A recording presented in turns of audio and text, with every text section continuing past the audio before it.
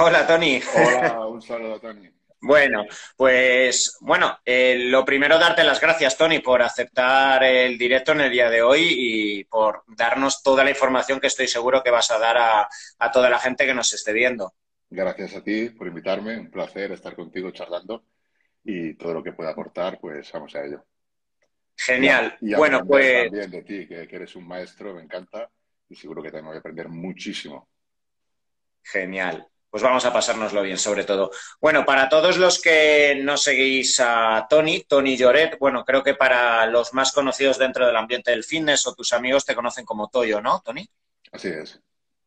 Eso es. Pues bueno, a Tony yo lo conocí hace años cuando hizo su incursión como culturista. Creo que además ahora me gustaría que nos hables de tu historia porque, bueno, yo te seguí en la distancia y además con mucha pasión que te seguimos muchos porque pues fuiste un ejemplo para todos aquellos que asumen y dan por hecho que por encima de los 40 años no se pueden conseguir objetivos deportivos, no se pueden conseguir esa hipertrofia de la cual ahora tanto divulgas y que estoy seguro de la cual tanto aprendiste gracias a tu propia experiencia profesional y a partir de ahí toda la incursión preparando, asesorando a tanta gente. Además, yo creo que todo lo que haces lo haces con bastante pasión. Hay algo que compartimos en común porque, bueno, yo he visto también muchos vídeos de ti tocando la guitarra, una máquina del virtuosismo. Y yo iba a ser violinista antes de, me tuve que decantar entre el violino o la medicina y pues bueno, tenemos eso en común. Y bueno, creo que luego has llevado a la misma intensidad tu estudio en todo lo que es el campo de la mejoría de la composición corporal, etcétera. Y bueno, me gustaría que te presentes para todos los que no te conozcan, ¿vale? Nos digas un poco cómo trabajas ahora mismo en las redes, donde tienes bastante trabajo activo, divulgación con tu marca de suplementación como preparador físico y que nos cuentes un poco cómo te acercaste pasados o rozando ya esos 40 años al mundo de la competición, hasta esos no sé cuántos kilos llegaste. Yo te veía cada día, me acuerdo de esa época que casi rozaste o llegaste a subirlo a los 140 kilos y ahora ya me imagino ya estás en una fase más sostenible. No sé si llevas idea de volver a competir, pero bueno, háblanos un poco antes de que entremos en materia de ti y de esa incursión dentro del culturismo, Tony. Bueno, muy bien, muchas gracias. Pues nada, soy Tony Lloret, me dedico a tanto a asesorías como también a formación. Tengo en tonyllore.club, tengo una formación ahí donde explico pues todo lo que sea a la hora de prepararte lo que sería tu entrenamiento, tu alimentación y cómo progresar con lo que sería el entrenamiento de hipertrofia sobre todo. Lo que comentas de la incursión, bueno, a mí siempre me gustó entrenar con cargas, siempre entrené, lo que pasa que más de manera, pues digamos, recreacional, ¿no? Y fue a los 42 años cuando comencé a competir, 41, 42. Estuve pues desde los 42 hasta los 44 y medio, pero el problema este que tuve en la hernia abdominal, pues tuvo que dejar de competir. La verdad que sí, que progresé muchísimo en muy poco tiempo, básicamente haciendo cosas que no es lo que se suponía que tenía que hacer. Yo, por ejemplo, no hacía básicos pesados, no hacía sentadilla, no hacía peso muerto, no hacía una serie de ejercicios que yo veía que a mí no me iban bien. Entonces, si yo detectaba que no me iban bien, ¿por qué los tenía que hacer? Lo mismo sucede con el entrenamiento. Yo entrenaba 2 sesiones al día de 2 horas cada una de las sesiones, cuando se supone que no se puede entrenar tanto. La realidad es que sí se puede entrenar tanto siempre que lo hagas de una manera, pues, progresiva. Sobre todo, tú sabes, Tony, que el organismo se adapta a todo siempre que le des la dosis justa para que le permitas esa adaptación. Si tú vienes a entrenar una vez al día y automáticamente quieres duplicar tu entrenamiento, pues va a ser que no, va a ser que vas a acumular demasiada fatiga, vas a tener problemas. Pero si lo haces de una forma muy, muy progresiva, probablemente puedas. Aquí, por ejemplo, en el entrenamiento de fuerza e hipertrofia, el mayor problema en el que nos encontramos es la estructura. La estructura sufre mucho a nivel articular, tendinoso, sufren mucho las articulaciones. Entonces, una de las cosas que hay que evitar cuando realmente se quiere entrenar tanto, que no digo que sea lo mejor, pero es una de las opciones que hay. Cuando realmente quieres entrenar mucho tiempo, con mucha intensidad, hay que cuidar mucho los ejercicios, la selección, para que no se dañen las estructuras, porque eso realmente va a ser lo que te va a impedir que puedas continuar entrenando.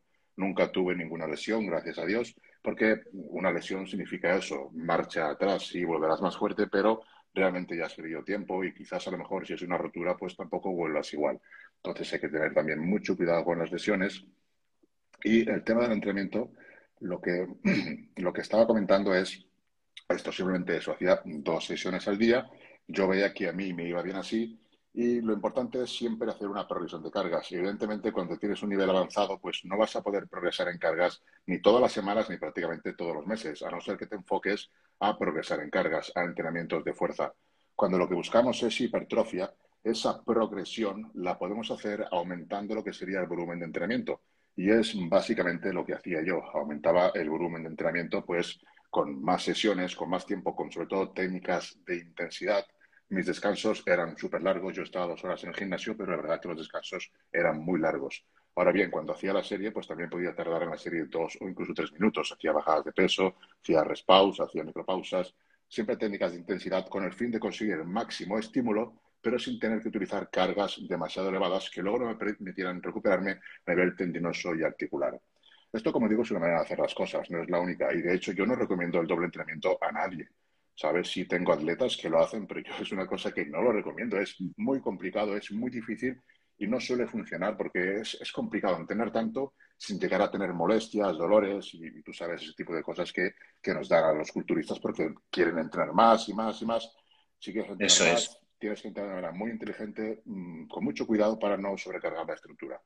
Es básicamente el principal problema. Por ejemplo, el sobreentrenamiento, un estado fisiológico de sobreentrenamiento real, en culturismo es muy complicado llegar. Atletas de resistencia, ciclistas, maratonianos, sí que es fácil que entren en esa Mm, fase de sobreentrenamiento y luego para recuperarse, tú sabes, Tony, que pueden estar incluso meses. Sin embargo, totalmente. un culturista, antes de entrar en una fase real, un estado real de sobreentrenamiento, lo que va a suceder es que se va a romper. La fatiga que está acumulando le va a hacer que la sincronización no sea correcta y por A o por B, pues alguna estructura falle, bien sea un tendón, bien sea un músculo, pero muy fácilmente se va a romper. Realmente el sobreentrenamiento en culturistas es más una acumulación de fatiga más que un sobreentrenamiento como tal. Entonces, lo que hay que evitar es sobre todo eso, la fatiga a nivel estructura, porque a nivel sistema nervioso central y a nivel periférico, a nivel muscular, te vas a recuperar relativamente fácil. Además, cuando todo lo haces de una forma muy progresiva, se va a poder ir adaptando el organismo a ese estímulo cada vez mayor, cada vez superior que le vas dando, siempre y cuando, como digo, se haga de una manera progresiva. Básicamente es lo que hice yo, olvidarme un poco de lo que decía todo el mundo que había que hacer y hacer las cosas que a mí me parecía que tenía que hacer, que a mí me iban bien. Primar el principio de individualización sobre cualquier otra cosa. Centrarme en lo que me iba bien, que realmente no es que me vaya bien a mí solo, va bien, pero es una manera como tantas otras que hay. La hipertrofia se puede conseguir entrenando de distintas maneras. Y todas son útiles y no, ninguna es mejor que otra porque va a depender del individuo, de lo que más le guste, lo que mejor le vaya. Son muchos factores que van a influir en que a ti te vaya bien una cosa u otra. Por eso es absurdo discutir sobre sistemas de entrenamiento, decir que este es mejor, que es mejor el otro, cuando realmente lo que tenemos que buscar es puntos en conexión que unan las ideas y que nos permitan entender cómo funcionan las cosas. Por ejemplo, podemos hablar de cualquier sistema y podemos ver los puntos fuertes por los que puede funcionar el sistema y los puntos débiles por los que quizá a lo mejor a largo plazo no es sostenible o a lo mejor está bien durante un determinado periodo, no para siempre, porque al final también incluso el mejor de los sistemas o el mejor de los entrenamientos llegará a un punto que no será útil porque, como sabes, el organismo se adapta a todo y necesitará de un estímulo distinto, Eso diferente. es. Eso es. Y Tony, la masa muscular yo creo que es uno de los componentes que a nivel médico en la literatura científica defiende cada vez de forma más robusta como la verdadera cápsula antienvejecimiento y como el verdadero elixir de la eterna juventud y de la prevención de múltiples patologías asociadas al envejecimiento y de ahí que cada vez, en cierto modo, la medicina y muchos profesionales médicos como yo nos apoyemos en herramientas, estrategias, preparadores físicos con los que trabajamos de la mano o una nutrición que vaya adaptada a esa hipertrofia. Pero también hay dos conceptos que me gustaría que pudieras diferenciar que no tienen por qué ir de la mano, que al fin y al cabo los dos van a permitir que en la tercera edad exista mejor sostenibilidad y mejor salud, que es, por un lado, cómo favorecer el crecimiento y la construcción, que es la hipertrofia, y por otro lado, la fuerza, la potencia, la funcionalidad de ese músculo, que en muchas ocasiones, tú lo sabes como culturista, puedes ver una persona de 110 kilos aparentemente hecho una bestia y no tiene por qué tirar tanto como una persona que hace CrossFit de 90 kilos, pero los dos procesos son beneficiosos y tienen cabida y van en cierto modo de la mano. Al final yo creo, y esto lo he escuchado de muchos culturistas, si no tienes cierta fase de tu vida donde generas el trabajo de fuerza y lo implementas, no alcanzarás, digamos, tu cenit de hipertrofia para llegar al estatus estético que quieres. Entonces, pero me gustaría que pudieras diferenciar estas dos variables y dos conceptos. Sí, realmente no pienso que sea exactamente así. O sea, si comparamos, por ejemplo, un chico, una persona, un atleta de CrossFit con un culturista, evidentemente el culturista nunca va a hacer las cosas que hace el atleta de CrossFit porque el entrenamiento es totalmente distinto. Son adaptaciones distintas, también influye mucho a nivel cardiovascular, un crossfitero es distinto, ¿no? Cada uno va a ser bueno en lo que se especifica, ¿no? De forma específica, entrenando pues unos movimientos u otros. En el caso del CrossFit o cualquier otro deporte, pues será más mejor porque es lo que entrena, por ejemplo. Respecto al tema de la fuerza, está muy ligada a lo que es la masa muscular. La fuerza como tal, tenemos que verla como una habilidad. Me refiero a que independientemente de que puedas conseguir masa muscular, tú puedes aumentar la fuerza. Son cosas que están relacionadas, pero que no siempre van de la mano y no siempre una cosa es la causa de la otra. Por ejemplo, la fuerza la puedes aumentar sin necesidad de aumentar la masa muscular. ¿Cómo puede Claro. suceder esto? Pues a nivel de adaptaciones de control motor, o sea, la mejora del gesto, la mejora de la técnica, también a nivel de adaptaciones de control motor, como decimos, adaptaciones neurales que te hacen que seas capaz de replicar ese gesto cada vez mejor a base de practicar el gesto. Aunque no ganes masa muscular en un principio, vas a ser mejor y vas a ser más fuerte por la simple práctica del ejercicio, del gesto. Eh, cuanto más articulaciones entren en un movimiento, más implicación a nivel neural, a nivel de control motor va a tener ese gesto en cuanto a fuerza. Quiero decir con esto que un gesto muy simple, por ejemplo, una flexión de codo, en la que solamente habría que flexionar el codo, el factor principal para la producción de fuerza va a ser el bíceps. Y sin embargo, cuando entran muchas articulaciones, el factor principal para la producción de fuerza ya va a ser la práctica del gesto. Quiero decir con esto que alguien, aunque no tenga tanta masa muscular, puede ser muy eficiente en un gesto multiarticular, en un ejercicio multiarticular, porque tiene un gran control del gesto, lo ha practicado muchísimo, a nivel neural es muy específico con ese gesto, y a lo mejor no tiene la masa muscular pues, de otra persona que ese gesto no lo hace tan bien, pero simplemente porque no lo ha practicado. Si de hecho lo practicara, a lo mejor la técnica.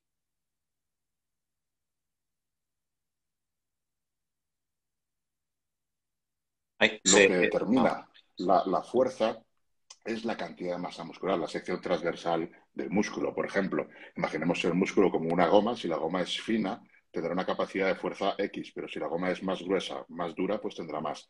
A partir de ahí, Eso es.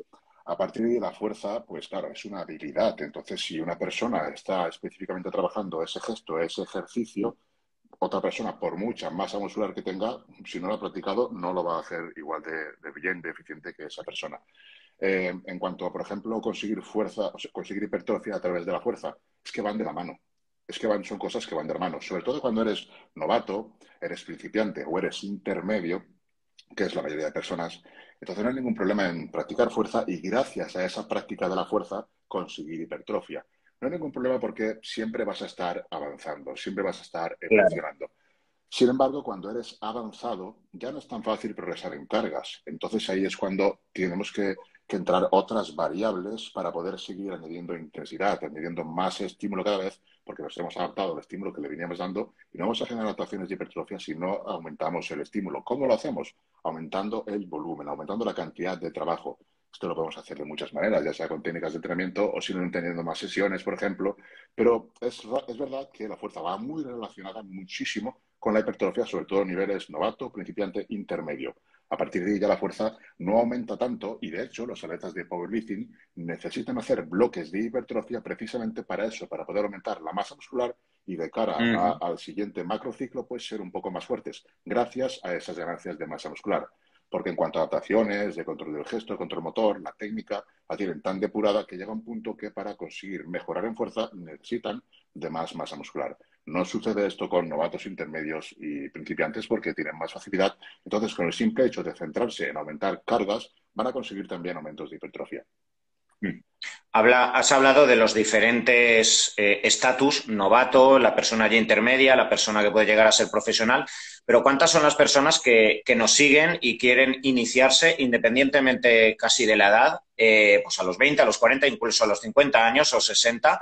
¿Cuáles serían tus recomendaciones en cuanto a la forma de introducirse en el gimnasio? ¿Cuántos días? ¿Cuáles serían esos consejos que tú sueles dar a los novatos y que que todos se han comido, todas las personas, en cuanto al sobreentrenamiento, lesiones, sobrecarga, porque llega ese momento, seguro que a ti también te pasó, de tanta pasión, tanta dopamina, que acabas sí o sí, creo que es inevitable no pasar por ahí, pero bueno, ¿cuáles serían para esas personas que se inician los principales consejos para que con paciencia vayan logrando de forma sostenible esa hipertrofia y esa fuerza paralela? Sí, ya digo, si es una persona que empieza, la cantidad de trabajo que necesita es muy poca. O sea, ten en cuenta que de no hacer nada, hacer un poco ya vas a mejorar. Ya es Entonces, mucho. solamente con eso ya vas a mejorar. O sea, quizás 2 sesiones a la semana, quizás tres. Una persona que empieza le interesa aprender a hacer los movimientos, los gestos, los ejercicios. Entonces, sería interesante una rutina de tipo full body que pudiera repetir los ejercicios 2 o 3 veces. Para eso, para mejorar los ejercicios, sin prisa, y ya solamente con ese pequeño estímulo de 3 veces por semana va a mejorar muchísimo. De hecho, sería contraproducente entrenar más porque probablemente la capacidad de recuperación no sea igual de buena de la de un avanzado, que puede entrenar Bueno, que muchísimo más. perdona un inciso, Tony, tú quizás nos recomendarías, un típico crío de 22, 23 años, va al gimnasio y le mandan una rutina de 5 días aislando todos los músculos desde el inicio. No, no sería lo más óptimo. No digo que no pueda funcionar, pero no sería lo más óptimo. Sobre todo si el chaval no tiene ni idea de los ejercicios. Yo optaría por otra distribución, una torsopiano, una full body, una empuje, tirón pierna, que son distribuciones que digamos que cada día tocas más músculos, entonces no saturas demasiado uno, ¿sabes? Realmente lo otro también funcionaría, pero no sería lo más óptimo. Es que, ¿sabes qué pasa? Que un novato haga lo que haga va a mejorar. Va a Entonces, mejorar. entonces, incluso con esa rutina, aunque no sea lo más óptimo, pues también va a mejorar. Pero bueno, es lo que decimos. Si buscamos la excelencia, pues podemos hilar más fino siempre. Ujú. Y antes has hablado, y creo que, no sé si tú a lo largo, por lo que has dicho, bueno, tuviste un control exquisito de tus sensaciones, te podías permitir entrenar 2 veces al día, pero creo que uno de los grandes problemas dentro del deporte, y es verdad que quizá en otros deportes es mucho más acusado, yo que trabajo sobre todo, pues por ejemplo, con gente de rango aeróbico, rango endurance, ahí el sobreentrenamiento es brutal, porque es que te pueden generar unos declives hormonales del sistema nervioso que puede acabar con toda la temporada, problemas gastrointestinales, porque es que la persona se queda sin reservas, se inmunodeprime, porque tienen que coger además picos de forma muy alargados en el tiempo, tíos con 60 kilos para subir el Alpe d'Huez, etcétera. Pero también se ve, evidentemente, dentro del culturismo, yo creo que es mucho más grave el sobreentrenamiento nervioso, porque al final un sobreentrenamiento muscular dejas un descanso de una semana de ese músculo y vuelves a entrenar. Pero, ¿cuáles para ti serían esos pequeños síntomas o signos que la persona tiene que estar atenta y que tiene que ser lo suficientemente maduro como para poner un poco el grito en el cielo y saber parar, porque va a ser un paso hacia detrás para dar dos? Y eso creo que solo se aprende con el tiempo. No sé si tú personalmente llegaste a pasar alguna fase de estas o más o menos lo tuviste siempre controlado. No, no lo tuve controlado. Uno siempre aprende de los errores. Yo sí que tuve mi fase de que llegaba al gimnasio y tenía que ver qué máquina hacía porque es que me dolía todo. Me dolía todo de a ver qué hago hoy porque es que me duele todo. Hay que evitar eso, hay que evitar molestias, dolores, hay que evitar que se acumule fatiga a nivel articular, tendinoso, eso es lo más importante. Como bien has dicho, estos atletas de resistencia sí que entran en un sobreentrenamiento real. Un atleta de fuerza es muy, muy complicado que entre en un sobreentrenamiento real porque es que antes se va a romper. Antes de que eso suceda, Claro. se va a romper. Cuando ya la fatiga se acumule demasiado, cuando no se empieza a recuperar, se va a romper o va a tener molestias, dolores de todo tipo. Entonces, para evitar, por ejemplo, eso, un síntoma claro sería cuando tienes alguna molestia. Es que no te estás recuperando y a nivel articular es la recuperación que más cuesta. Tienes que dar tiempo. ¿Qué es lo que sucede? Que la gente no tiene un control de las cargas, no tiene un control del estímulo que está haciendo y luego a nivel articular tendinoso no es capaz de recuperarse. Aquí en el culturismo pasa una cosa bastante curiosa, que lo más importante, yo creo que tenemos claro todos que es el entrenamiento. Sabemos que el entrenamiento es el iniciador de todo. Sin el entrenamiento no sucede nada, por muy bien que hagas la dieta. Sin embargo, pesamos los gramos de arroz, los gramos de pechuga, de proteína, de hidratos, de grasas que ponemos, pero el entrenamiento no. El entrenamiento la gente va, se machaca en el gimnasio, qué bien entrenado porque ha salido reventado al gimnasio y se va a casa. Y el entrenamiento no se tiene ningún control, cuando también se debería controlar. ¿Cómo lo puedes controlar? Pues bueno, tienes tus ejercicios en los que tienes que, digamos, superarte de sesión a sesión o cada 2 sesiones. Tienes que apuntar lo que es tu volumen de entrenamiento, ver que vas aumentándolo, ver que aunque no lo aumentes, tus sensaciones de recuperación son mejores, entonces ahí puedes aumentarlo un poco. En definitiva, ver que estás progresando de alguna manera. Cuando empiezas a tener molestias articulares es que te estás pasando. Cuando empiezas a ver que te estancas y que no hay manera de progresar, es que quizá también estás en un estado de fatiga del cual no te estás recuperando y serían síntomas y alarmas que tendrías que tener en cuenta. ¿Qué sucede? Que casi nadie apunta a sus entrenamientos, casi nadie lleva un control. Sin embargo, los gramitos de arroz sí que los pesamos. Pues no, es mucho más importante el entrenamiento y curiosamente Bueno, yo no. creo que tú, de hecho, eres bastante escrupuloso con eso porque creo que además en tu Instagram has publicado tablas y pues formas, ¿no? Para facilitar a la persona que puede ir apuntando su progresión, sus pesos y demás. Sí, en mi perfil de Instagram hay una tabla Excel automatizada que tú le vas apuntando lo que vas haciendo y te lo va a sacar todo en tablas. Puedes apuntar también la recuperación, incluso tus horas de sueño, cómo te sientes, el nivel de agujetas, todo lo puedes apuntar ahí y lo ves por gráficas cómo vas. Entonces tú comparas entre microciclos, entre semanas, comparas cómo va aumentando el tonelaje total, las repeticiones efectivas, las series que haces. Si ves que todo va ligeramente aumentando o se mantiene, pero tus sensaciones son mejores, pues también estamos progresando, nos estamos adaptando a ese entrenamiento. Si ves que de repente suceden que empiezan a haber microciclos en que el rendimiento no sube o incluso desciende, es un síntoma claro de que ya no te está recuperando y ahí puede que no tengas molestias ni dolores. Eso vendrá después. Después de que intentes y no consigas recuperarte, es cuando ya vendrán dolores y molestias. Entonces, el tener ese tipo de control va genial. Tú ves que ya no te está recuperando, dices, bueno, estoy entrando en un estado de fatiga del cual no me puedo recuperar. Pues vale, a una pequeña descarga. O bien bajas el volumen de entrenamiento a la mitad durante, por ejemplo, un microciclo, o bien descansas 2 días, o descansas si entrenabas 5 días, pasas a una rutina de 4 días, a entrenar 4, durante, por ejemplo, 2 o 3 semanas y luego vuelves a 5. Hay muchas maneras de disipar esa fatiga, pero Ujú. básicamente es controlarlo. Si no lo controlas, no vas a saber. Tenemos un mensaje sesgado que viene de culturistas que usan fármacos que más es mejor, hay que entrenar a morir, yo progreso y si tú no progresas es porque no entrenas fuerte, cuando muchas veces no es así. Nadie está diciendo que este culturista que usa fármacos que no entrene súper duro, que es verdad, tienen que hacerlo así si quieren mejorar, pero no todo el mundo puede entrenar así de duro. De hecho, quizás si no tomaras fármacos, a lo mejor no te recuperarías y ni siquiera progresarías. Eso es lo que mucha Eso es. gente no se da cuenta y ese mensaje, pues a veces no es el más adecuado. ¿Vale? El mensaje tiene que ser que tienes que controlar si te estás recuperando o no, tienes que saberlo, tienes que controlarte. Aparte de conocerte, pues si lo notas vas a tener un mejor control y vas a realmente ver en datos si estás o no recuperándote de los entrenamientos, porque la mejor manera de saberlo es si se está dando esa progresión. Sabemos, como hemos dicho antes, que para progresar en hipertrofia necesitamos que se dé una sobrecarga progresiva, que puede ser a nivel de cargas, puede ser a nivel de trabajo, de volumen de entrenamiento, puede ser a nivel de intensidad, de cercanía al fallo. Y todo esto los tienes en datos y lo estás viendo que está sucediendo, es que vamos bien. Si ves que esa progresión no se está dando, incluso se está bajando el trabajo, estás empeorando en marcas, es que algo va mal y tenemos que tomar acción. Antes has hablado de cómo personalizaste, individualizaste dentro de toda la gama de posibilidades. Eso es lo que al final creo que refina al alumno para convertirse en maestro, ¿vale? En tu caso, para acabar haciendo ese tipo de doble entrenamiento, etcétera. Y al final es verdad que como con la nutrición, también dentro del entrenamiento existen diferentes posibilidades y, por ejemplo, dentro del entrenamiento me gustaría que hables de dos posibilidades aparentemente antagónicas, ¿vale? Como puede ser el entrenamiento heavy duty de Mike Metzer, que luego modificó un poco Dorian Yates. Luego aparecieron otros sistemas que aparentemente pueden ser antagónicos, como el multifibras, creo que es más masacoplasmático, ¿no? Que te permite un llenado más con series muy, muy largas. Creo que esto lo implementó este entrenador que es yugoslavo, ¿cómo se llama? Creo que lo... Milos Sarcev.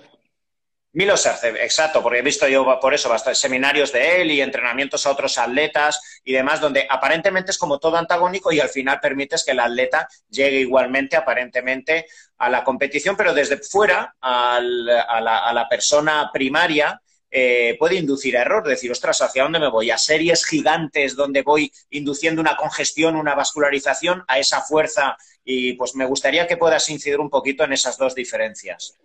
Bueno, realmente es que la hipertrofia se da o no se da. O sea, no existe hipertrofia. Ah, como entreno con cargas más elevadas de repeticiones más bajas, tengo un tipo de hipertrofia. Y si entreno con cargas más ligeras de repeticiones altas, tengo otro tipo de hipertrofia. Eso no es exactamente así. Sí que es verdad que un entrenamiento de repeticiones más altas genera más estrés metabólico, genera quizás un mayor llenado, un mayor hinchazón celular. llamámosle hipertrofia sarcoplasmático, pero esto es temporal, esto no dura nada, a no ser que uses fármacos, ahí sí que puedes aumentar más el tiempo. Al final, la hipertrofia miofibral es la misma y se da siempre que las series se acercan al fallo. Sabes que por la rotación de unidades motoras por la ley de Heinemann vamos reclutando unidades motoras, pues si utilizamos cargas ligeras a altas repeticiones, conforme llegamos a más repeticiones, se van agotando las fibras, se van reclutando las fibras blancas y por lo tanto las unidades motoras se reclutan todas y también todas las fibras. Eso tiene ventajas y desventajas. Por ejemplo, a nivel neural, si tú siempre usas cargas ligeras, no vas a poder reclutar todas las fibras blancas. ¿Por qué? Porque mientras Claro. estás haciendo la serie, esa fatiga neural que estás teniendo durante la serie va a impedir ese reclutamiento total de las fibras blancas. Mientras que si utilizas cargas pesadas, esa reclutación total sí que se va a dar porque no llegas a una fatiga neural durante la serie, sino que desde el principio se reclutan todas las unidades motoras de más alto umbral y desde el principio se inervan todas las fibras blancas y se trabajan todas. Con cargas ligeras a repeticiones elevadas, esto sucede poco a poco y probablemente no, seguro. Lo que se ve en estudios es que no se terminan de reclutar todas las fibras blancas en su totalidad. Sin embargo, esto se ve en estudios a corto plazo. ¿Qué pasaría si esa persona entrena siempre así, digamos a 15 repeticiones, y va reclutando las unidades motoras de alto umbral? ¿Qué pasaría si continúa así? Pues que al final, por adaptaciones, esa fatiga neural cada vez se minimizaría más y al final terminaría reclutando las unidades motoras de alto umbral de todas las fibras blancas. Entonces, al final, la hipertrofia viene a ser la misma. Las dos maneras se puede conseguir y en cuanto a entrenamientos, realmente podemos hablar de las ventajas e inconvenientes de uno, porque de uno y otro, porque ambos tienen ventajas, ambos tienen inconvenientes, podemos hablar de ello, pero todos, de cualquier manera, se puede llegar a la hipertrofia siempre y cuando reclutemos todas las unidades motoras de alto umbral, siempre y cuando estimulemos todas las fibras blancas, que son las que mayor potencial de hipertrofia tienen, y con los dos sistemas se consigue. También es cierto que, digamos que el entrenamiento tipo Milos Sarcez a más repeticiones, pues hay más estrés metabólico, lo cual puede ser beneficioso, pero igual que puede ser beneficioso, pues reclutar las fibras blancas desde el principio, utilizando cargas pesadas. Es que todo tiene sus beneficios y sus contras. Los contras, por ejemplo, del entrenamiento de heavy duty, digamos, un entrenamiento con muchísima intensidad, pues son que a nivel tendinoso y articular, pues las patas, como digo siempre, o sea, la progresión de cargas tiene las patas muy cortas. O sea, si entrenamos, por ejemplo, siempre heavy duty y nos basamos en progresar siempre en cargas, va a suceder una de estas dos cosas. La primera es que no puedas progresar en cargas porque no eres capaz de aumentar fuerza. Llega un punto que tiene un límite la progresión Claro. de cargas. Y la segunda es que te rompas intentando conseguir la primera. O sea que ya digo que hay solamente esas dos opciones y va a pasar una de las dos sí o sí en un momento de los dos. Por eso, quedarte con un sistema únicamente no es una opción. De hecho, si te fijas, todo el mundo que abogaba y estaba enamorado del sistema heavy duty, ahora de repente a los Mm. 40 años ya no puede entrenar así. Claro. Tiene que entrenar de otra manera y aún así continúan progresando porque se va a entrenar de otra manera y es que no hay ningún problema. Se puede entrenar de muchísimas maneras. Cuantas más herramientas tenemos, más lío tenemos en la cabeza y menos progresamos. Cuantas menos herramientas tenemos, más tenemos que buscar las Totalmente. castañas para sacarle el máximo partido a esas herramientas. Cuando yo era guitarrista, yo daba clases a personas de prácticamente todo el mundo y había gente muy buena que venía y tocaba muy bien y de repente le decía, vale, ahora tienes que tocar solamente con dos cuerdas. Y ya se cambiaba todo. Aprendías a sacarle el máximo partido a las herramientas que tenías porque tenías que buscarte la vida para hacer música y buena Claro. música con dos cuerdas. En entrenamiento de hipertrofia sucede prácticamente lo mismo. Cuando vino la pandemia, yo me dediqué a entrenar con bandas elásticas, eran las herramientas que tenía. Y con esas herramientas tuve que aprender muchas cosas a nivel de estímulo, a nivel de biomecánica, a nivel de utilizar mucho el rizo. Entonces, lo que quiero decir es que cuando tenemos tantas herramientas, tantos sistemas de entrenamiento, lo que hacemos es confundirnos. Nos vamos con uno y lo seguimos durante un tiempo, que va a ir bien durante un tiempo. Luego llegará un punto que a lo mejor no. No me gusta pensar en sistemas de entrenamiento porque es que no hablo de sistemas, porque lo veo tan claro y tan lo que hace esto, o lo que consigues con esto, lo que consigues con lo otro, y es tan parecido al final que todos los sistemas son igual. O sea, si estimulas, si llegas al fallo, te acercas al fallo, da igual que hagas 20, 10, 8, 5 repeticiones. ¿Qué va a suceder si, por ejemplo, haces tus series a 5 repeticiones? No va a suceder nada, vas a conseguir un buen estímulo, vas a necesitar muchísimo descanso, porque a nivel articular, tendinoso, te van a destrozar esas 5 repeticiones. Y más aún conforme eres más fuerte. Yo, por ejemplo, no podría entrenar a 5 repeticiones con ninguna cargas. Hoy he hecho con remo apoyado en banco, con mancuernas de 60 kilos, 20 repeticiones. ¿Qué tengo? ¿Que coger 80 kilos para hacer 5 repeticiones? ¿Cuánto tiempo voy a hacer 5 repeticiones con 80 claro. kilos con 48 años? ¿Cuánto tiempo? ¿Que voy a estar 2 semanas? Porque la tercera ya me voy a romper. Eso sí digo las tres. Ayer hice con banca 140 kilos, hice, no me acuerdo si fueron 14 repeticiones o así. ¿Cuánto tiempo? ¿Qué tengo que hacer para hacer 5 repeticiones? ¿Ponerme 160 o 170? ¿Cuánto tiempo voy a durar haciendo 5 repeticiones con 170 Eso kilos? es. Es que no voy a durar nada. Entonces el entrenamiento se tiene que adaptar. Cuando eres principiante, novato, intermedio, puedes y quizás debes. La gente lo dice, pero no dice el por qué. Ya te lo explico yo, Tony. El por qué es que tú puedes progresar en cargas en cada semana o cada mes. Y la carga que vas a utilizar no es fisiológicamente demasiado elevada. Entonces vas a poder recuperarte a nivel articular siempre y cuando tu técnica sea buena. Conforme vas siendo avanzado, ya va a costar más recuperarte de esas cargas tan elevadas y vas a tener que espaciar los estímulos, o sea, descansar más días. Si descansas más días, vas a perder tiempo de estímulo, vas a perder entrenamientos y quizá no sea lo óptimo. Quizá tengas que empezar a combinar sesiones o series, mejor dicho, como me gusta a mí hacer, series un poco más pesadas con otras un poco más ligeras. Pero ambas Mm. sesiones, ambas series que lleguen al fallo. Sí es cierto que cuando la carga es elevada, no es necesario llegar al fallo porque la reclutación de motoras del umbral se da desde el principio. La carga es elevada, necesitamos todas las fibras, se reclutan Claro. todas las unidades y sin embargo, cuando la carga es más ligera, pues sí que tenemos que llegar cuanto más cerca del fallo mejor para conseguir esa reclutación de la que estábamos hablando. Ujú. Has hablado antes de un concepto que me viene al pelo para, pues bueno, para hablar de la siguiente pregunta que tenía planificado, que es el estrés metabólico. Creo que es algo importantísimo, de lo cual cada vez se habla más. Existe el estrés biomecánico, que indudablemente tenemos que llegar, pero necesitamos un estrés metabólico que induce una serie de reacciones inflamatorias compensatorias que necesitamos tras el entrenamiento, una serie de liberación de moléculas mioquinas por parte del miocito, liberación incluso del ácido láctico que es necesario, a pesar de que aparentemente sea negativo y hayamos hablado horrores del ácido láctico, compensaciones hormonales, y son necesarias debidas a ese estrés acotado que idealmente debemos intentar conseguir en todo tipo de entrenamiento, pero para la hipertrofia es crucial. Creo que desde ahí viene pues bueno, toda la base y el bagaje que te ha permitido escribir tu libro, ¿vale? De restricción de flujo,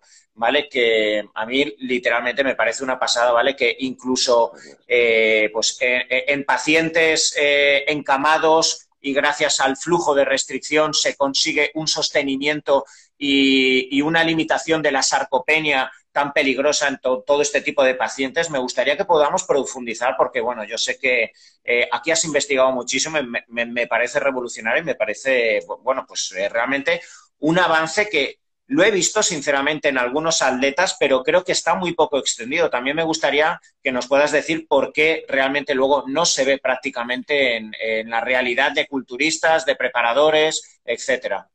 Sí, yo pienso que se va a ver, es muy curioso. El estrés metabólico es que es, digamos, el gran incomprendido. Realmente no sabemos exactamente qué es lo que sucede, pero ya estamos viendo bastantes cosas interesantes. El problema que tienen los investigadores a la hora de separar pues, las tres variables principales del entrenamiento, que serían la tensión mecánica, que es la reina, sin ningún lugar a dudas, luego tendríamos el estrés metabólico y luego el daño muscular. Vamos viendo cada vez que el daño muscular es inútil, digamos que no tiene ninguna ventaja. Sin embargo, una pequeña parte de daño quizás sea bueno para señalizar a la gente de biblioteca muscular, para enviar ahí señales, pero no es eso de entrenar buscando agujetas, buscando el daño muscular, pues no es lo más adecuado, ¿vale?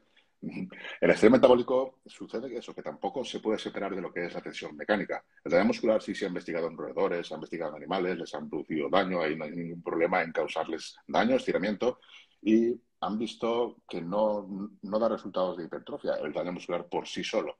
La tensión mecánica está claro que sí. Y el estrés metabólico, estamos viendo, como tú bien dices, que incluso en pacientes encamados evita la pérdida de masa muscular. O sea que algo sucede con el estrés metabólico que, digamos que favorece, en este caso, el mantenimiento de la masa muscular y en el caso de que lo usemos con cargas, pues favorece lo que sería la hipertrofia. ¿Cómo es posible que eso suceda? Pues, como tú bien dices, gracias a lo que son todos los metabolitos, las especies reactivas de oxígeno, el lactato. El lactato, pues, está muy unido a lo que sería la producción de hormona de crecimiento. Y la hormona del crecimiento, a su vez, generaría IGF-1, además de una mayor síntesis de colágeno, lo cual vendría bien, por ejemplo, a nivel de recuperación ya de la edad muscular y también de la estructura a nivel tendinoso. También se ve con el estrés metabólico, con lo que sería el lactato, el aumento de hormona de crecimiento. También se ve una mejora en la rigidez del tendón. Sabes que el tendón sufre básicamente dos tipos de adaptaciones. Una sería la rigidez y una sería el grosor. La sección transversal del tendón también crece conforme es necesario, pues a base de estímulos de obligarles con cargas pesadas. Estas dos adaptaciones se dan principalmente con cargas pesadas. Sin embargo, cuando utilizamos cargas ligeras y restricción del flujo sanguíneo, también se da esta adaptación en cuanto a rigidez del tendón. El tendón, digamos que es bastante elástico, entonces esa elasticidad no le permite ejercer fuerza de una manera muy eficaz. Sin embargo, si es rígido, va a transmitir la fuerza de una manera mucho mejor que si es, digamos, elástico, que perdería algo de potencia, de explosividad. Esta adaptación se da también con restricción del flujo sanguíneo, gracias al estrés metabólico, principalmente al lactato, los aumentos de hormona de crecimiento. El IGF-1 también aumenta la síntesis de colágeno y todo esto deriva también en aumentos de masa muscular, pero hay muchas más cosas que hacen que se aumente la masa muscular con la restricción del flujo sanguíneo. Tenemos, por ejemplo, esa acumulación de sangre que se da, provoca un hinchazón celular y ese hinchazón celular, la célula tiene dos opciones, o te rompes o te adaptas. ¿Cómo se Claro. adapta? Haciéndose más grande. Entonces, el hacerse más grande ya prepara las vías, digamos, para esta hipertrofia. ¿Vale? Aquí, con el hinchazón celular, curiosamente se ven las dos vías, la anabólica y catabólica, se ven a la vez. Se ve la activación de la vía mTOR y también se ve la activación de la vía MPK. Digamos que la célula activa la MPK, pero también la mTOR porque necesita ese crecimiento. No se sabe exactamente si están a la vez o casi simultáneamente. No se sabe, pero bueno, se está ahí investigando. Esto se vio en un estudio de Sedman, creo que es, del año pasado. Precisamente lo hicieron en diabéticos de tipo 2 porque la restricción de flujo sanguíneo también mejora la translocación de GLUT4 y ya hace que se mejore la sensibilidad Sí, con la insulina. Si es que hay un montón de cosas que a mí me fascinó, por eso me puse a investigar tanto y digo, ¿cómo es posible que esto la gente no lo esté haciendo? ¿Sabes? Me sorprendí. ¿Y cómo es posible que no lo esté haciendo la gente? Pues ¿Y cuál es tu explicación para que no? O sea, exacto. Mira, la explicación más sencilla es que la gente está en el punto pues que estaba yo y que estamos todos, o estaban todos. ¿Qué punto es? Pues mira, realmente los estudios normalmente son pues sobre personas que tienen lesiones, son con cargas muy ligeras. Entonces el mensaje que se lanza es que la RFS es buena cuando no puedes entrenar con cargas pesadas. Utiliza resistol ah, sanguíneo cuando no puedes entrenar con cargas pesadas. Pero claro, yo, por ejemplo, veía los estudios y ancianos mejorando la masa muscular con RFS. Digo, vamos a ver, entonces no sirve porque es para ancianos. Vale, vamos a ver, si un anciano mejora la masa muscular gracias a la RFS entrenando con una rutina mediocre, no, lo siguiente, de 4x10, bueno, 4, en este caso 4x20 o 4x30, si esta persona mejora así, ¿qué lo voy a hacer yo? Entrenando como sé entrenar, estimulando como sé estimular y usando la RFS. Seguro que consigo mejores resultados.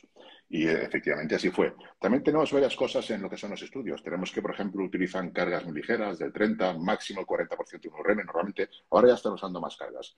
Pero lo que vengo a decir es que se ve que incluso con cargas del 30% ya se iguala en cuanto a adaptaciones las que se dan con cargas del 70-75%. ¿Qué significa esto? Que usando RFS con cargas del 30% ya se obtienen adaptaciones que se dan con cargas del 70%. Esto también sería muy matizable porque, claro, siendo un poco más analistas, vamos a pensar que, vale, el estudio dura 2 meses, con 2 meses tú con cargas del 70% y RFS consigues las mismas adaptaciones que alguien que entrena a un atleta que entrena con cargas del 70-75. Vale, 2 meses. Pero luego ese 70% no te va a dar esas adaptaciones porque ya estarás adaptado a esa cantidad de estímulo, a esa cantidad de claro. estrés y tendrás que aumentar la carga. Pues eso es lo que hago yo, lo que explico en el curso de RFS, que es, digamos, más avanzado que lo que es el libro. Y lo que hacemos es aumentar carga. Tranquilamente, yo recomiendo un 40% de la carga con RFS y a partir de ahí podríamos aumentarla más.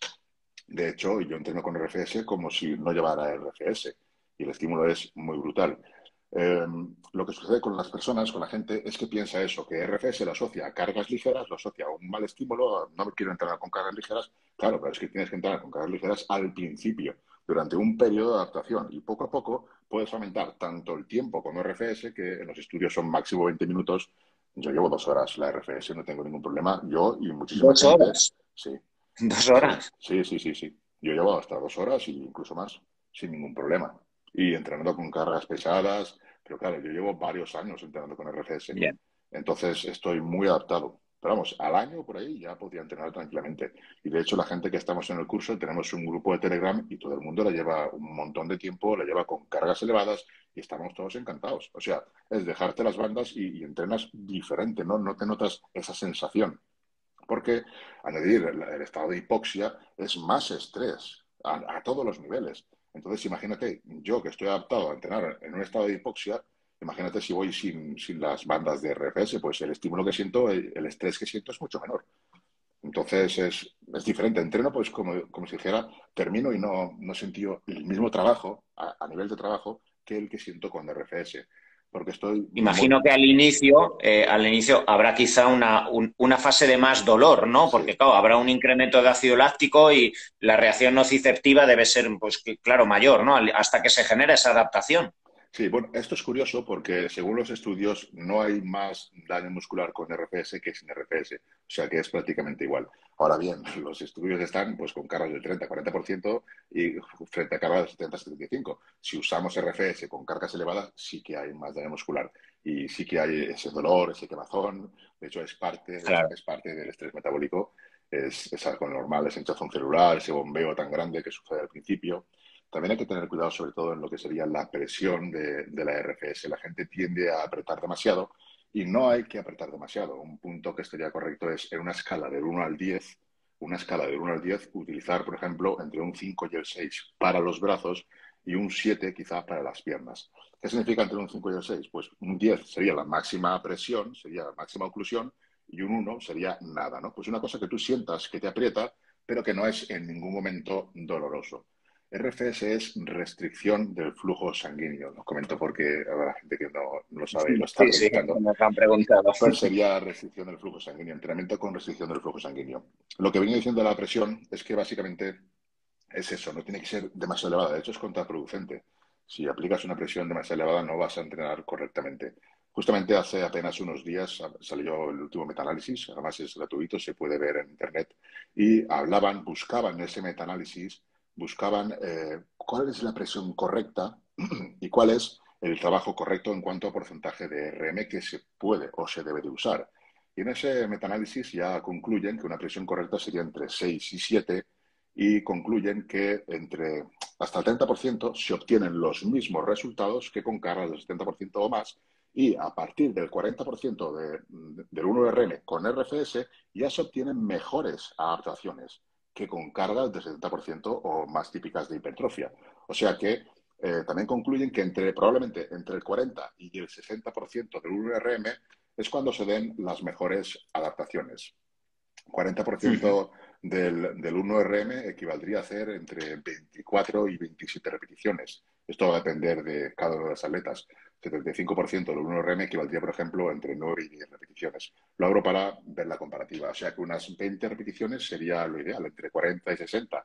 60 serían, por ejemplo, 16 repeticiones. Son los rangos que muevo yo, pero se pueden aumentar más, lo que sería el porcentaje del 1RM, y conseguir pues bastantes adaptaciones. No hay estudios, no hay demasiados estudios con el 70%, por ejemplo, recuerdo uno, no hay muchos estudios que utilicen RFS con cargas más elevadas. Es que tampoco pueden haber esos estudios, porque para hacerlos Claro. tendrían que coger a gente que ya está adaptada y hacer esos estudios. Porque probablemente si hicieran estudios con cargas del 70% frente a cargas del 70%, el grupo de RFS, si no está adaptado, seguramente no podría recuperarse de los entrenamientos y tendría peores adaptaciones.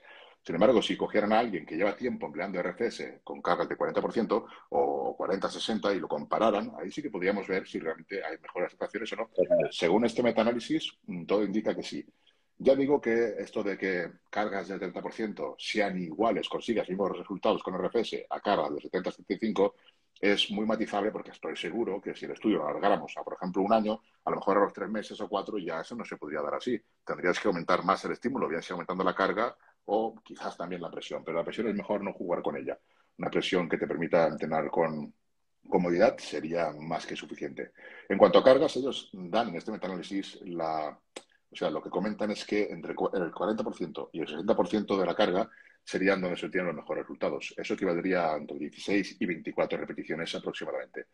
Luego también cuando se hacen los estudios, lo que se hace es, si van al 30% de la carga, esto serían pues unas 30 repeticiones, lo que se hacen es todas las series hacerlas a 30 repeticiones.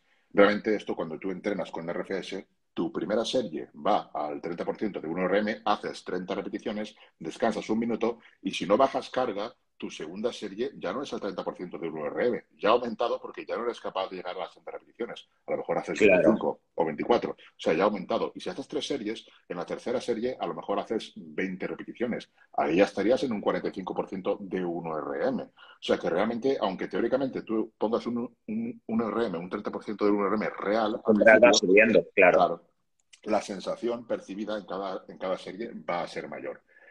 Resumiendo ya la pregunta, porque me voy por las ramas, resumiendo y contestando la pregunta, básicamente es eso. Básicamente es también la negatividad de mucha gente de que a lo mejor no da una oportunidad, no hay gente demasiado abierta, piensan que lo saben todo y a lo mejor automáticamente hablas de esto y dicen, no, eso no vale para nada o eso se usa pues cuando tienes una lesión. Es curioso que mucha gente que dice eso también dice, o si tienes algún músculo retrasado, pues usas RPS.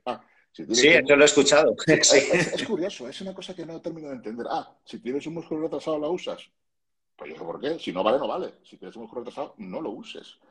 Nosotros, ya te digo, en el grupo de Telegram somos muchos los que hemos hecho el curso, todos lo usamos y es que estamos encantados. Y es una cosa que no necesitamos. O sea, tenemos el por qué funciona, lo explico aquí. Aquí explico todos los mecanismos de por qué funciona a nivel fisiológico. Y luego, a nivel práctico, es que lo estamos viendo. Estamos viendo. Aquí, lógicamente, en el libro lo que hago es explicar lo que sería a nivel que se ve en los estudios. Sobre todo, me concentro en que haya seguridad, porque puede haber problemas. Por ejemplo, si tienes varices, por ejemplo, no deberías. Si has tenido alguna enfermedad cardiovascular, tampoco deberías usar RFS. No todo el mundo puede. Tienes que estar sano para poder usar RFS. Hay que tener cuidado con eso. Aunque realmente no se han reportado trombos venosos, que es uno de los peligros mayores que hay.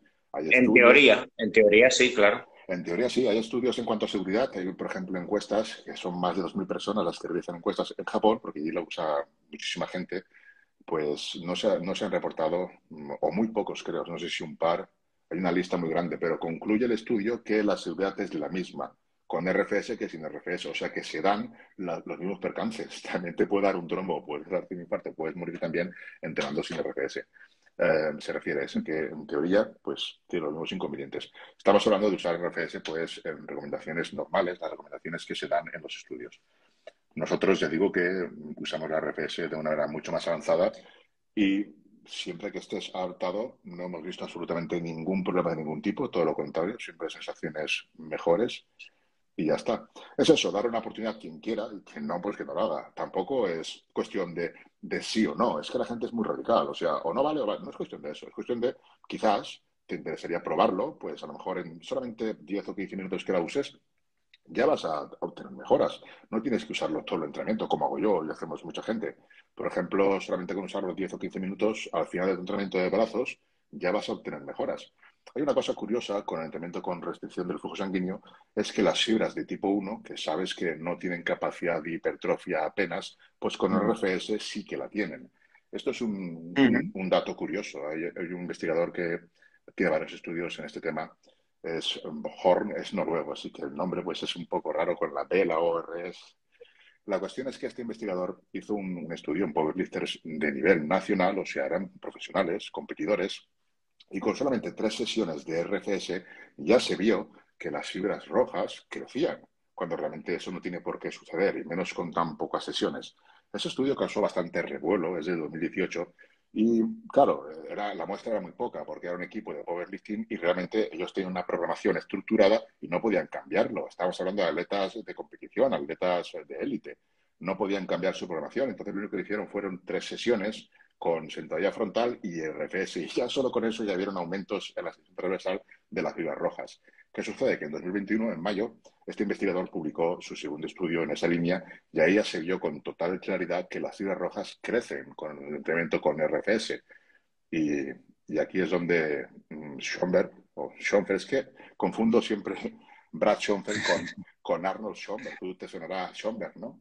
Sí, sí. Es como el dios de la música con una especie de dios de la hipertrofia, ¿no? Se me mezclan los dos. Pues sí, Brad Schoenfeld publicó en su Instagram que cuando tú quieres objetivos de hipertrofia deberías usar la RFS porque se ha visto en ese estudio de Bohr, se vio que mejora la hipertrofia en las fibras rojas. Y cuando queremos hipertrofia, cuanta más mejor. Si podemos estimular y hipertrofiar las rojas, pues mejor que mejor. Esa publicación está de mayo, es de mayo, cualquiera puede verla yendo al perfil de Brad Schoenfeld, mayo 2021, la va a ver ahí, va a ver el estudio, que lo puede buscar también, y su recomendación. No es que lo diga yo, es que lo dice él. Ujú. Hablando de hipertrofia, y mira, te voy a preguntar lo mismo que le hice en el último directo que hice con Jimmy y con Sergio Dufors, y me respondió de forma muy graciosa Sergio Dufort, pero a ver, claro, con todo lo que cuesta crear masa muscular, con todo lo que implica, hay que comer mucho, hay que sufrir mucho y aún no existe el concepto de llegados a la época de definir, de intentar bajar el porcentaje de grasa. Hay que cambiar el sistema de entrenamiento y yo creo que también cada vez son más los preparadores que de forma muy robusta y de forma muy definida aseguran que sí puede ser hasta el último día, incluso aunque estés sin carbos, etcétera. Otra cosa es que buscan las alternativas para descansar más, para alejar quizá las sesiones, pero hay que seguir entrenando pesado, incluso aunque estés en déficit calórico, quizá a lo mejor puede hacerse alguna salvedad, no sé, alguna semana o esto, incluso por el estatus mental, me decía Sergio Dufort, que una persona que tiene que subir a una tarima, ¿vale? O una persona que se tiene que sentir bien para hacer una sesión de entrenamiento, tiene que también generar esa implicación neuromuscular y verse capaz de seguir generando ese entrenamiento pesado. No sé tú qué piensas de cara a esa definición, donde tenemos que evitar el catabolismo, como sea. Sí, sí, sí, muy correcto. Siempre lo digo. En definición, lo más importante es la recuperación. En lugar de decirte que no se debe cambiar el entrenamiento y ya está, te voy a decir los motivos. Cuando tú llevas un tiempo con un entrenamiento, estás completamente adaptado a ese entrenamiento. Entonces, si tú vas a definir, vas a quitar calorías y cambias además el entrenamiento, vas a perder todas las adaptaciones que tenías a ese entrenamiento anterior, vas a empezar con otro, a generar adaptaciones nuevas y además lo vas a hacer en un estado de dieta hipocalórica, o sea, sin recursos energéticos. ¿Qué sucede? Que te va a costar muchísimo más hacer esas adaptaciones y ahí probablemente pues incluso pierdas masa muscular, aunque eso vendrá determinado por otras cosas. Lo que quiero decir es que no debemos cambiar el entrenamiento. Sí podemos y debemos, y seguro al final lo haremos, reducir lo que sería el volumen de entrenamiento. También, en algún punto, podemos reducir la intensidad. ¿Qué significa eso? No significa que no tengamos que entrenar duro, que entrenar fuerte, que entrenar cerca del fallo. Pero si estamos en una fase hipercalórica, fase de volumen, y estamos comiendo mucho y a lo mejor hacemos varias series muy, muy cerca del fallo, puede ser una dieta hipocalórica, en una fase de definición, esas series tan intensas pues tienen que disminuirse. ¿Vale? Tienen que disminuirse la cercanía al fallo ligeramente, por lo menos en algunas series. Siempre sería, desde mi punto de vista, interesante mantener alguna que esté muy cerca del fallo, sobre todo multiarticulares, con el fin de reclutar todas las fibras motoras, todas las fibras, porque si digamos que bajamos la intensidad en exceso, van a haber unas fibras que no la vamos a estar reclutando y esas fibras son las que vamos a perder probablemente. Van a intervenir más detalles a la hora de perder masa muscular que sobre todo vendrán relacionados con nuestra recuperación. Cuando nuestra recuperación empeore y nuestro volumen de trabajo sea superior a lo que es la recuperación, ahí es cuando vamos a empezar a perder masa muscular porque no vamos a ser capaces de aplicar esa intensidad mínima necesaria para mantener esas ganancias. Y es ahí donde probablemente se pierda masa muscular. Pasamos ahora del entrenamiento, me gustaría que entremos no tan profundamente, pero en el área de la nutrición, ¿vale? Al igual que en los últimos años, pues bueno, como tú bien has dicho, cada vez descubrimos más de forma fisiológica lo que ocurre en los diferentes sistemas de entrenamiento. En el área de la nutrición creo que también hay mucha confusión, ¿vale? O sea, se ponían más fuertes los culturistas, yo creo, y salían a competir con puntos hace 20 años mucho mejores que actualmente, ¿vale? O sea, que no lo harían tan mal sin tantos estudios y yo creo que en muchas ocasiones tanta profundidad y tantos estudios pueden confundir a muchísima gente Y me gustaría que me contaras, ¿vale? Bajo tu experiencia, herramientas que en los últimos años cobran mucho auge, ¿vale? Como puede ser el ayuno intermitente, como la restricción de carbohidratos, cetosis, donde mucha gente argumenta que se puede hipertrofiar. Yo creo que, evidentemente, tal y como has dicho al inicio, con 2 sesiones de entrenamiento un novato mejora. Pues si tú te pones a entrenar con ayuno intermitente y hasta en cetosis al inicio, por adaptación, ya se encargará el organismo de, aún sin hidratos, hipertrofiar. Pero hablando de forma madura y llegados a esos puntos, no sé tú qué opinas, yo creo que otra cosa es que puede encajar el ayuno y la cetosis a lo largo de un año de preparación, donde hay que generar descanso intestinal, donde tenemos que generar pues un descanso metabólico, etcétera. Estas herramientas, que son herramientas, pero hablando de hipertrofia pura y dura, tú con tus atletas y contigo mismo, ¿qué me podrías decir pues del ayuno y la cetosis hablando puramente de la hipertrofia? Realmente, esto lo estaba hablando con Mark de Elite Fitness en el podcast. Yo realmente, a mí no me gusta, pero yo sé que se tiene que poder conseguir. O sea, el organismo se adapta a todo. O sea, si tú siempre haces ayuno, incluso cetosis, pues llegará un punto que estarás adaptado y podrás conseguir masa muscular incluso con un nivel bastante avanzado en esas condiciones, siempre y cuando haya superávit calórico, que es una de las bases necesarias para ganar masa muscular a partir de cierto nivel, digamos. Si tú consigues un superávit calórico, pues da igual que lo hagas con cetosis y con ayunos. Sí, claro. Yo pienso que el organismo se va a adaptar. Ahora bien, ¿es lo más óptimo? Pues no lo sé, yo pienso que no. Yo pienso que no es lo más óptimo. Pero, sin embargo, soy consciente de que una persona que lleve en cetosis mucho tiempo, porque le gusta el keto, le gusta comer así, le gusta hacer eso, le gusta hacer ayunos, mientras que haga superávit calórico, es que soy consciente que estará adaptado y es que va a mejorar, porque estará adaptado. Ahora bien, tú, por ejemplo, a alguien como a mí me quitas los carbohidratos, es que me matas, yo no te levanto ni la mitad. O sea, tal cual, porque estoy súper adaptado a la vía glucolítica, estoy súper adaptado a los carbohidratos. Yo no podría, pero claro, una persona, un atleta incluso que se ha adaptado, yo pienso que no es lo óptimo, pero yo creo que se tiene que poder. Lo que sí que se ha visto es atletas que utilizan bastantes carbohidratos, quitarlos y que sea eso el desastre. Eso se ha visto. Eso se ha visto, por ejemplo, en estudios en ciclistas, lo he visto. Se ha visto así que es imposible. Claro, pero es que no está adaptado. Ahora bien, en cuanto a Es que no costes, está adaptado, claro. Es que claro, yo creo que muchas veces las conclusiones se sacan a las 4 semanas del rendimiento. Si llevas 30 años comiendo hidratos desde que tenías 9 años, se los quitas. ¿Dónde usas las cetonas? No, no, te mueres. es totalmente de acuerdo. Es lo que te decía incluso con lo de la RFS. Es que, claro, ahora está igual, pero si continúas no va a ser igual. Y aquí pasa igual, es lo que estoy totalmente de acuerdo. Si una persona está adaptada, no creo que tenga ningún problema en ganar masa muscular, siempre y cuando haya ese superávit calórico que es necesario. Pero si hay superávit, da igual que haga ayuno, que haga cetosis, que haga lo que quiera. Si entrena bien, que también es muy importante, porque no es solo cuestión de dieta, es que el entrenamiento es importante y sobre todo cuando más nivel tienes, más importante es. Porque al principio es muy sencillo, cuando eres novato, principiante es muy sencillo, pero conforme coges nivel, Claro. pues es mucho más complicado. Y hablando también de nutrición y otro de los paradigmas que también van entrando mucho dentro de la medicina deportiva y que cada vez se implanta más en el público en general, que es la dieta vegana. ¿Tienes? No sé si tienes experiencia, has llevado atletas veganos, ¿qué consideras? Existe mucho debate en las redes acerca de si alguien vegano realmente puede llegar a conseguir el mismo estatus asumiendo que pudiera comer las mismas calorías, los mismos. Yo pienso que sí, porque al final la adaptación, como tú bien dices, si existe una buena distribución de macronutrientes, de calorías, va a existir, pero aún sigue existiendo mucha gente que te dice, ¿y por qué ningún culturista ha sido vegano? Vale, me gustaría que nos puedas ilustrar con este tema. Ese es el típico argumento, ¿no? Entonces, ¿por qué no está como Ronnie Coleman, con la banda del grupo sanguíneo? Pero a ver, tú estás como Ronnie Coleman. Tú no entiendes cómo tampoco estás como Ronnie Coleman. No, yo pienso que totalmente. Puede ser culturista, puede ser grande, puede hacer lo que quiera siendo vegano. No veo ninguna limitación. La única quizá es que a la hora de comer, pues debido al exceso de fibra, quizá cueste un poco más. Pero vamos, tendrá sus recursos también y lo conseguirá. Es cuestión de entrenar bien y superávit calórico. Y da igual si es vegano o omnívoro. Da exactamente igual. Por lo menos eso pienso. Eso es.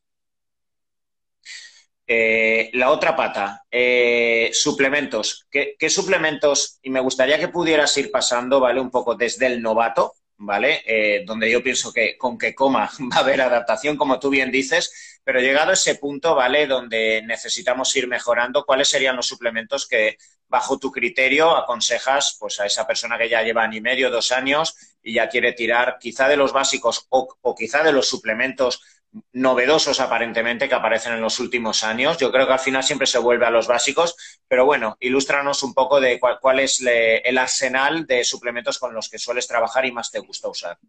A mí realmente podemos distinguir categorías de suplementos, por ejemplo, los que mejoran el rendimiento, los que mejoran la recuperación y los que mejoran el descanso. Yo me centraría en los que mejoran el rendimiento, que son los que suelo pues, mandar en circunstancias que veo que puede dar un plus. Ya no solo a nivel de rendimiento, sino a nivel también psicológico. El estar con suplementación pues, es un plus para hacer las cosas mejor y además que funcionan. Realmente los suplementos que yo mando funcionan sobre todo en el tipo de entrenamiento que también mando, que es más a altas repeticiones, más con muchas drop sets, muchas micropausas. Es un entrenamiento pues bastante glucolítico y de demanda a nivel neural también pues bastante elevado, porque como decimos son series más largas que hay más fatiga neural en ese tipo de series. Y también hay más hidrogenianas. Necesitamos quizás suplementos como beta-alanina, como citrulina-malato, que mejora el ciclo de Krebs, y también, por supuesto, creatina. Entonces, los que yo mando normalmente son esos tres. Solamente sería cafeína, por supuesto, pues si te va bien que no entrenas por la noche, cafeína, un plus, luego creatina, beta-alanina y citrulina-malato. Y ya no se lo manda nada más. O sea, suplementación, en cuanto a mejorar el rendimiento, me gusta combinar los tres. Me gusta, si es posible, combinar los tres y darles tiempo. La beta-alanina, por ejemplo, necesita tiempo. Se ha visto que para rellenar los depósitos de carnosina quizás hagan falta 4 meses y a dosis de 4 gramos. Yo realmente suelo mandar un poco más de dosis para rellenarlos un poco antes y luego, si el atleta está mucho tiempo, pues podemos disminuir la dosis, digamos, a la mitad de lo que sería la beta-alanina. Se supone que en 4 meses a unos 6 gramos ya están más o menos rellenados los depósitos. Además, es ahí cuando más efecto va a hacer, cuando más rellenados están. Y a partir de ahí, cuando ya están llenos, pues podemos bajar la dosis.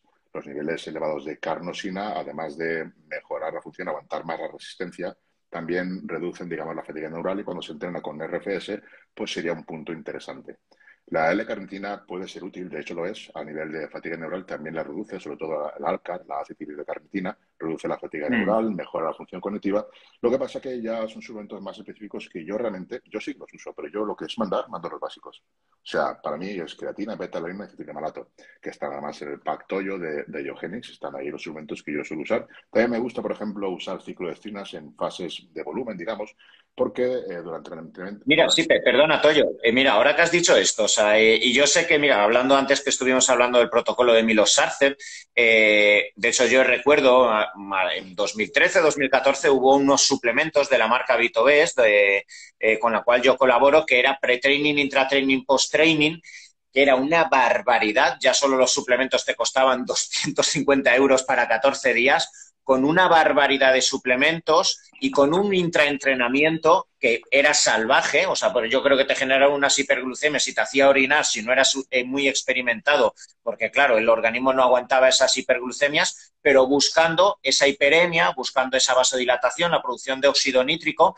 Y yo creo que hubo una tendencia unos años donde la gente estaba más tiempo preparando el intraentreno con unos cementos de principios activos, que es que luego lo veías a la media hora meándose encima, porque es verdad, al final, claro, habían unos cambios osmóticos en el organismo brutales. ¿Qué nos podrías decir de ese intraentrenamiento? ¿Qué sueles tú recomendar? ¿Qué principios activos? Bueno, el entrenamiento, ese perientreno pues sería con ayudas exógenas. Estaríamos hablando de uso de insulina para que no se produzca esa hiperemia, que es que no vas a Claro. poder entrenar directamente. Se usa insulina y además pues todos los suplementos pues cobran más, digamos, más importancia. Están mejor transportados al interior de la célula junto con la glucosa y entonces ahí hay más beneficio. Aparte que con ese tipo de protocolo lo que se consigue de alguna manera es hinchazón celular, o sea, llenar la célula de, de agua, de líquido, de glucógeno, y eso tiene varias ventajas. Lo que estábamos hablando antes, o la célula o se rompe o se adapta. Entonces lo que va a hacer es adaptarse. También lo que sucede es que con los hidratos se mejora la liberación del calcio y una mejor contracción, y el estímulo es mayor gracias a esa mayor contracción. Hay varias cosas ahí, ¿vale? También, por ejemplo, lo que es la congestión, lo que es esa congestión, hace que las fibras blancas se recluten antes, porque las rojas están tan congestionadas que no son capaces de contraer bien. Eso hace una mayor reclutación de las blancas. Es como lo que sucede con RFS. Lo que pasa es que no hay que usar todos esos suplementos y tampoco ayudas exógenas, va prácticamente igual. Solamente con el RFS pues igual un poco eso. Esto pues habrá gente que le irá bien, habrá gente que le va. No es una cuestión de opinar, ¿no? Eso, hay mil cosas, hay mil caminos. Tú tienes que elegir el que mejor te vaya. Habrá gente que con esos protocolos hará progresar mucho y habrá gente que no le funcionará y tendrá que hacer otro tipo de protocolos, otro tipo de cosas. Pero vamos, yo pienso que ese tipo de suplementación, pues tan extensa y demás, pues ya se aprovecha solamente con el uso de ideas exógenas. Eh, por Mm. ejemplo, hay muchos suplementos que realmente pueden ser beneficiosos y lo son, pero claro, lo que es el nivel de, digamos, de ayuda, lo que va a suponer es tan poco que a mí no me merece la pena mandarlos y a veces incluso usarlos. Vale, yo prefiero suplementos pues que digamos que sí que tienen más evidencia, sí que sabes que te van a ayudar. Ahora bien, te van a ayudar, tú haz bien tus series, acércate al fallo, recupérate bien, descansa bien, es que eso es la base. Si eso no está bien, pues la suplementación tampoco va a ayudarte. La suplementación es la punta de la pirámide, es la guinda del pastel. Si lo haces todo bien, tienes ahí la suplementación que te va a dar esa ligerísima ayuda, pero que se va a notar si lo haces todo bien. Y además Total. es un plus. Pero estamos hablando de la guinda del pastel. La base de la pirámide sería el entrenamiento, luego otra serie de factores, la alimentación, el descanso, y luego la guinda del pastel pues sería la suplementación. Hablando de esa pirámide, yo creo que, bueno, en los inicios, no solo en el culturismo, sino en cualquier área deportiva, yo creo que evidentemente guiado por la pasión y por la pulcritud que tiene cualquier persona que quiera hacer bien las cosas, intenta llevar todo al detalle y creo que por lo que pasa cualquier persona con años de trayectoria es perder de lado algo que te enseña la madurez, que es la importancia de las emociones, la importancia del descanso, la importancia del entorno. Cuántos atletas, deportistas, futbolistas, culturistas han tenido épocas en las que aparentemente estaban más obcecados con su objetivo y no conseguían ese último punto de pico de forma, de estética, de rendimiento, y se escapaban áreas que aparentemente buscas en la ciencia y no encuentras, pero que te enseña luego la madurez de la vida. Pero bueno, eso también ocurre en la música, ocurre en cualquier área profesional de la vida, que luego en realidad la fisiología sí la explica, porque ahí están moléculas como el cortisol, como el catabolismo, la inmunosupresión que se produce en el pico de forma, ¿vale? Pero es una herramienta que creo muy importante, que creo que, y solo se aprende con la madurez, pero ¿qué me podrías hablar de ese punto tan olvidado y tan despreciado, sobre todo en los inicios, por parte de un deportista? Te refieres, pienso, a minimizar el estrés, ¿no? Que es muy importante. Quizás esa obsesión de querer tenerlo todo tan Claro. milimétrico te va a perjudicar, o no a todo el mundo, no a todo el mundo, pero sí en el largo plazo seguro, porque hasta cuándo vas a poder estar tan milimétrico, Claro. tan aislado en tu mundo? ¿Hasta cuándo vas a poder estar? Eso no es sostenible. No es sostenible. Y muchas veces, incluso por lo menos en culturismo, el mismo estrés hace que tu cuerpo empeore. Tienes que relajarte. Yo salía bien a competir porque es que me daba igual todo. Yo, si estaba más grande y mejor aspecto, yo ya había ganado. A mí lo que sucediera ahí en el escenario es que me daba igual. Y eso me hacía salir bien. Luego era de los más rajados ahí arriba. Pero me daba un poco igual todo. O sea, liberarte del estrés es muy importante. Ya digo que influye muchísimo.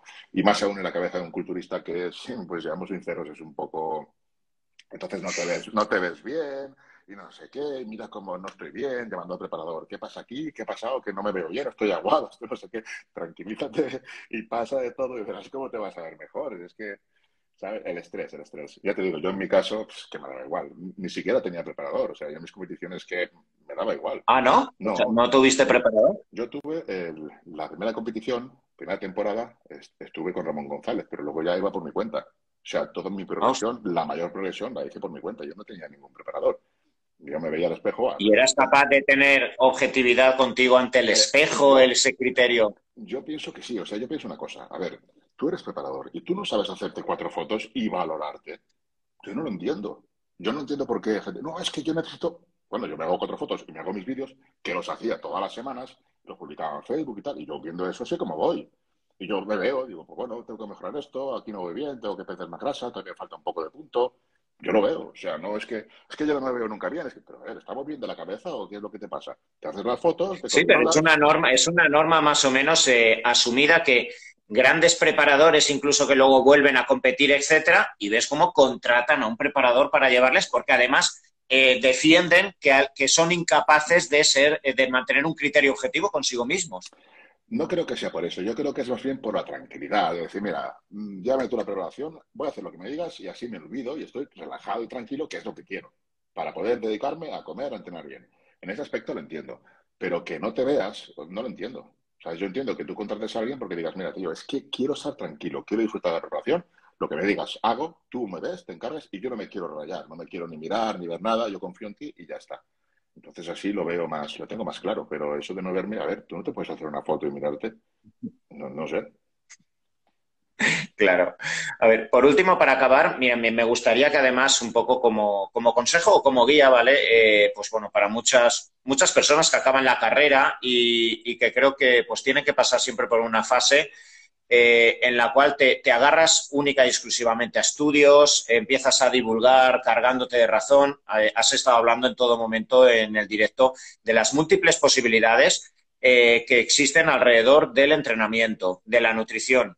Como en todo momento, el verdadero criterio que existe es que si tienes solo una herramienta pero la llevas al límite, no te preocupes que tu organismo se adaptará, no te preocupes tanto por intentar de forma pulcra saber exactamente todo lo que tienes que hacer, lo que está ocurriendo, no, agárrate a algo y exprímelo antes de pasar al paso 2, pero sobre todo, en todo momento te has apoyado en no una carga de razón, no, no, existen múltiples posibilidades, existe el principio de individualidad y no todo existe en los estudios, ¿vale? Sin embargo, creo que en muchas ocasiones se confunde y en estos tiempos de redes sociales, de tanta exposición, yo lo veo en muchas ocasiones, pues gente recién salida de la universidad que solo habla de los estudios y se pierde esa práctica que creo que es tan o más importante, que debe ir de la mano de una profundidad de estudio. Es que son iguales, van de la mano y no se puede alcanzar la excelencia sin una, sin la otra, pero creo que basándonos solo en la teoría, en lo que se divulga aquí, sin una práctica de, como dicen, el maestro lo hace en las 10.000 horas y a partir de ahí se empieza, creo que es una realidad total. Totalmente. A ver, la práctica es súper valiosa y nunca nadie lo puede negar, está clarísimo, yo también pienso que es valiosa, pero es valiosa siempre cuando tú no te cierres, o sea, es que no tienes ni por qué estar leyendo papers, ni por qué tienes que estar, simplemente no te cierres, no te cierres a aprender, no te cierres a ver cosas nuevas, simplemente no te cierres, no digo que te pongas a estudiar papers, a hacerlo esto, lo otro, no hace falta, tú tienes tu experiencia, no, no te centres en criticar a otra gente porque le guste más estudiar o por no sé qué, ves tu camino, ábrete, sé abiertamente, intenta comprender más cosas, intenta aprender más. Eso te va a dar mejores herramientas, te va a dar más opciones, vas a poder elegir algunas veces en lugar de ir siempre a lo que ya sabes. Lo que ya sabes está bien, ya lo sabes, pero aprende otras cosas también. Eso lo comento por esta discusión que hay siempre de esto contra lo otro. Es ridículo. A ver, ¿qué pasa? Tú tienes experiencia, ¿vale? Pues intenta aprender otras cosas. Eso ya lo sabes, lo que te da la experiencia. Date cuenta que si aprendes de otro camino, va a ser mucho más positivo lo que vas a aprender. O sea, todo se complementa. No es cuestión de yo modo quien solamente lee papers y es que tampoco te puedes guiar únicamente en papers. Realmente ahora los estudios se hacen de manera que es alucinante. Las cosas que se ven en cuanto a hipertrofia está todo bastante claro. O sea, faltan algunos mecanismos y demás, pero cómo funcionan las cosas, cómo se produce, está muy bien. O sea, no son estudios como antes que, bueno, este gana más fuerza, pues esto es mejor. No, no, no. Es que ahora se ven todos los procesos fisiológicos que llevan a la hipertrofia y de qué manera. Es que ahora es totalmente diferente.